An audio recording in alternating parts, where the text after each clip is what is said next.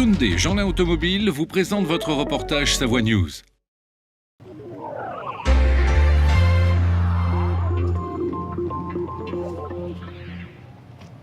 On s'est intéressé l'année dernière à la question du véhicule autonome en se disant que nos territoires, que ce soit les territoires ruraux ou les territoires de montagne, seraient forcément concernés à un moment ou à un autre par la navette.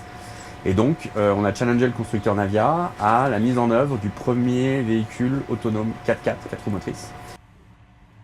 C'est un transport collectif avec 15 personnes. C'est un véhicule effectivement qui est complètement autonome, c'est-à-dire que via le guidage satellite, il a effectivement, on va dire, la possibilité de se déplacer sur un parcours qu'on lui a paramétré, qu'on lui a appris.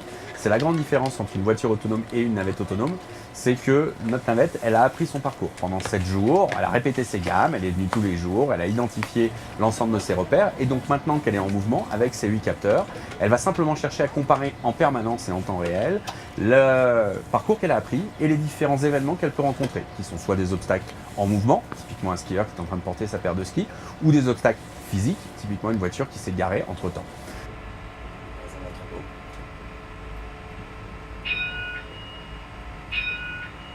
Tout l'environnement, il le mappe en permanence. Et à la différence de l'homme, l'homme va prendre sa décision en 2 secondes, lui il va prendre en 0,9 secondes une décision, le plus souvent d'arrêt, pour effectivement ne pas rentrer en collision.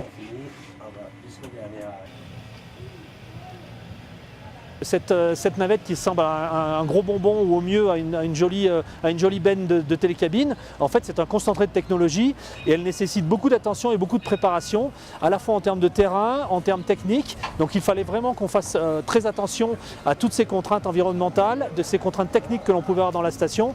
On a fait les essais sur un petit parcours et à partir du mois de mars, on va rentrer dans la phase vraiment de test auprès du client. Donc elle va là par contre se retrouver sur un parcours normal de bus intrastation. Si ce n'est que ce sera un bus sans chauffeur, avec un process automatisé et une reconnaissance automatique d'un parcours qui sera un parcours qui est actuellement emprunté par les navettes de la station. C'est une véhicule qui va pouvoir aller en plaine jusqu'à 25 km/h. On le bride, on pourrait aller un peu plus vite, mais le passager n'est pas encore prêt à aller plus vite. Et ici à Val Thorens, on ne dépassera pas la vitesse des 13 km/h, permettant effectivement à la fois d'assurer un confort pour les passagers et aussi effectivement d'avoir tout le traitement des paramètres en temps réel de l'extérieur du véhicule. C'était votre reportage Savoie News avec Hyundai Jeanlin Automobile.